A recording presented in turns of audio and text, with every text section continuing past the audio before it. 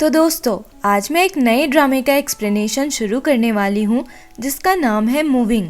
Episode के शुरुआत में हम एक लड़के को देखते हैं जो आउटर स्पेस में तैर रहा था और वो खुद भी कंफ्यूज सा लग रहा था कि वो यहाँ कैसे आया। फिर अचानक से वो गिरने लगता है और गिरते हुए अर्थ के एटमॉस्फेयर में आ जाता है। उसे किसी की आवाज सुनाई देती है जो उसका नाम पुकारता है।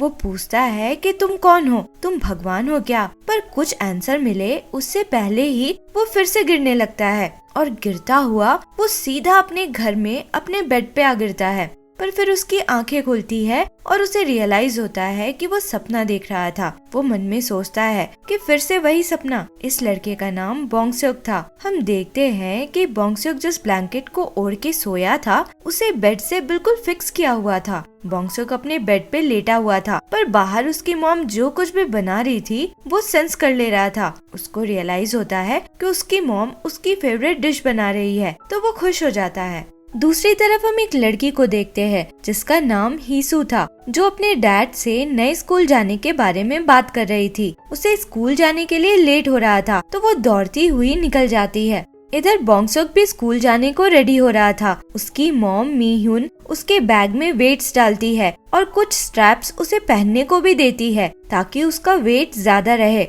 मीह्यून उसके लंच बैग में भी एक्स्ट्रा वेट डालती है और समझाती है कि क्लास में अपने बैग्स को डेस्क के दोनों साइड टांग देना और जितना हो सके बैठ के ही रहना और गलती से भी सो मत जाना। मीह्यून तो उसके बैग में और भी वेट्स डालना चाहती थी, पर बोंगसेok बाय बोलकर निकल जाता है। बोंगसेok के जाने के बाद मीह्यून अपने फोन में एक्सीडेंट्स वाले न्यूज देखने लगती है। बोंगसेok बस में था तो वो हीसू को देखता है जो दौड़ती हुई बस स्टॉप तक जा रही थी। उसे भी बस चेंज करके उसी बस में जाना था, तो इस बस से उतरकर वो भी हीसू के पीछे दौड़ता है। बस में चढ़ने पे हीसू के कार्ड में पैसे नहीं थे, तो ड्राइवर उसे उतरने को बोल रहा था, ये बोलकर कि तुम्हारा तो रोज का है। बोंगसेok सब सुन रहा था। आगे बढ़कर वो बोलता है कि हीसू के पैसे भी वो दे देगा। हीसू से थैंक यू बोलकर बोलती है कि वो बाद में उसे पैसे वापस कर देगी। बस में काफी भीड़ थी, तो बोंगसेok हीसू की सीट के पास ही खड़ा था। हीसू उसकी थोड़ी हेल्प करने के लिए उसका लंच बैग पकड़ लेती है, पर बैग इतना भारी था कि वो हैरान रह जाती है। बस में बोंगसेok हीसू को बड़े ध्यान से देख रहा था और उसकी हार्ट बीट तेज हो गई थी। फिर वो देखता है कि उसके पैर जमीन से उठने लगे थे। वो काउंटिंग करके खुद को शांत करने की कोशिश करने लगता है। तभी रास्ते में एक स्पीड ब्रेकर आता है और बोंगसेok के पैर आधे हवा में थे, तो वो ग्लास से टकरा जाता है। फिर हम स्कूल का सीन देखते हैं। गेट बंद होने वाला था, तो सारे स्टूडेंट्स दौड़ते हुए जा रहे थे। बोंगसेok भी दौड़ रहा था, पर एक्स्ट्रा वेट्स होने की वजह से वो लेट हो जाता है और एज अ पनिशमेंट उसके टीचर उसे स्कूल के बाद बाथरूम साफ करने को बोलते हैं। फिर हम गैंगुन नाम के एक दूसरे लड़के को देखते हैं जो क्लास प्रेसिडेंट तो था ही, पॉपुलर भी था। गैंगुन और बोंगसेok सेम ही क्लास में थे।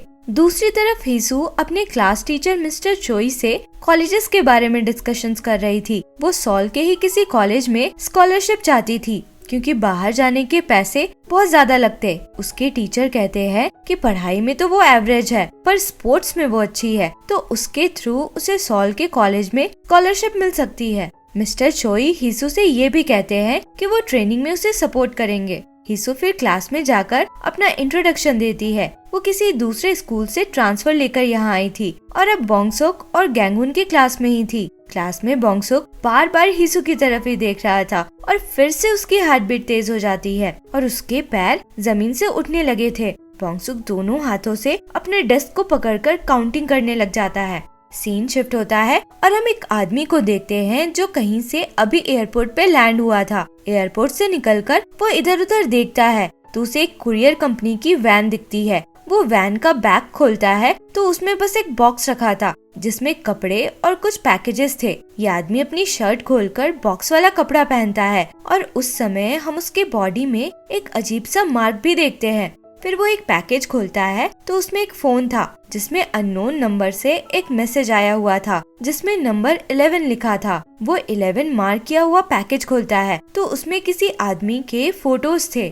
नेक्स्ट सीन में हम स्कूल देखते हैं जहाँ ब्रेक होने पे गैंगुन हीसू से कहता है कि मिस्टर चोई ने उसे ऑडिटोरियम दिखाने को बोला है। दोनों क्लास से निकल जाते हैं और अब क्लास में बस बोंगसेok था जो अब तक नॉर्मल होने के लिए काउंटिंग ही कर रहा था। गैंगुन हीसू को बताता है कि ऑडिटोरियम में ही उनका पीई क्लासेस होता है, जिसकी वजह से सारे इक्विपमेंट्स यही रहते हैं। हीसू कहती है कि घर जाने से पहले वो थोड़ी प्रैक्टिस करेगी। ऑडिटोरियम से निकलकर गैंगुन मिस्टर चोई से जाकर मिलता है और पूछता है कि हीसू के पास भी मेरे जैसी एबिलिटी है क्या। तो मिस्टर चोई कहते हैं कि हाँ, तुम दोनों एक ही जैसे हो, इसलिए हमें उस पे थोड़ी नजर रखनी होगी। फिर हम बोंगसुक को देखते हैं जो अपना पनिशमेंट पूरा करने बाथरूम साफ करने पहुंचता है और ये देख के खुश हो जाता है कि बाथरूम उतना गंदा नहीं है। इधर हीसू को प्रैक्टिस के बीच में कुछ मेमोरीज याद आती है, जिसमें वो कीचड़ में सनी हुई थी और कोई शायद उस पर अटैक कर रहा था।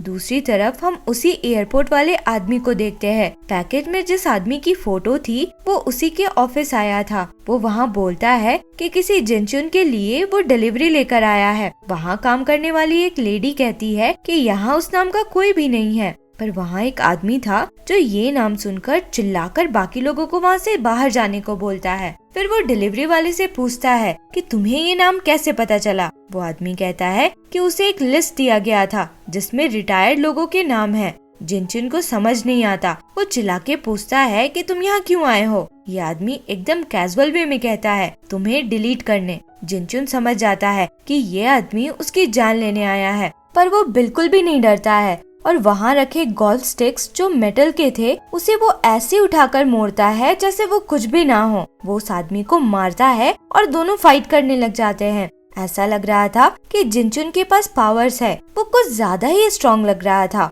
ये आदमी कोई प्रोफेशनल किलर लग रहा था। वो खुद को डिफेंड तो करता ही है, जिनचुन को बुरी तरह से घायल भी कर देता है। जिनचुन को पूरी तरह से मारने के पहले वो पूछता है कि तुम्हारे कोई बच्चे भी हैं क्या, तो वो ना बोलता है। फिर ये आदमी जिनचुन को खिड़की से नीचे फेंक देता है, जिससे उसकी डेथ हो जाती है। फिर वो अपने वैन में आकर उसी नंबर पे मैसेज करता है डिलीटेड। दूसरी तरफ हम स्कूल का सीन देखते हैं। हीसू अब अपनी प्रैक्टिस खत्म कर चुकी थी और बोंगसुक भी अपना पनिशमेंट पूरा करके बाहर आ गया था। हीसू को देखकर बोंगसुक के पैर फिर से जमीन से ऊपर आने लगे थे, तो वो हीसू से उसका बैग पकड़ने को मांगता है और कहता है कि वो पतला होने की कोशिश कर रहा है। स्कूल से हीसू घर न जाकर एक एकेडमी जाती है जहाँ कॉलेज के एंट्रेंस एग्जाम्स की तैयारी कराई जाती थी। वहाँ के फीस स्ट्रक्चर को देखकर वो परेशान हो जाती है। दूसरी तरफ हम बोंगसुक को देखते हैं जो बहुत अच्छे मूड में घर पहुँचता है। वो अपनी मॉम से कहता है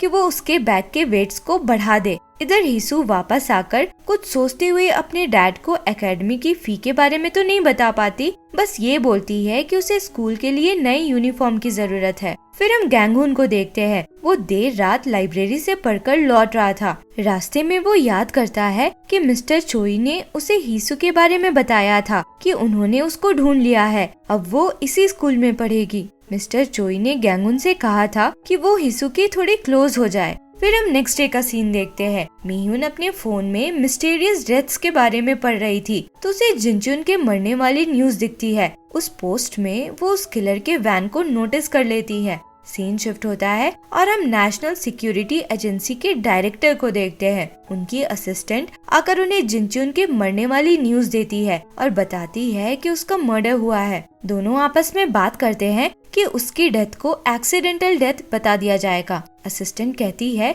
कि प्रेस ने तो इस न्यूज पे ध्यान नहीं दिया, पर किसी ने सोशल मीडिया पे एक पोस्ट डाल दिया है। वो कहती है कि वो उस पोस्ट को डिलीट करवा रही है। डायरेक्टर फिर उससे किसी ब्रीडिंग प्रोग्राम के बारे में पूछता है, तो वो कहती है कि उन लोगों ने रीप्लांटिंग फिनिश कर लिया है। दूसरी तरफ हम मीहुन को देखते हैं। वो अपने नॉर्मल से टेबल को फोल्ड करती है तो उसमें एक गन छुपाया हुआ था। फिर हम बोंगसुक को देखते हैं। वो मन में ये कहता है कि मेरा एक सीक्रेट है। मॉम ने कहा है कि मैं बाकी लोगों से अलग हूँ। जैसे जैसे मैं बड़ा होता गया और मेरा वेट बढ़ता गया, मैं उसे कंट्रोल कर पाने लगा, पर जरा सा भी वेट चेंज होने से या इमोशंस बदलने से मुझ में चेंज आने लगते हैं। पर मुझे अपनी बॉडी को कंट्रोल करना है अपनी मॉम के लिए।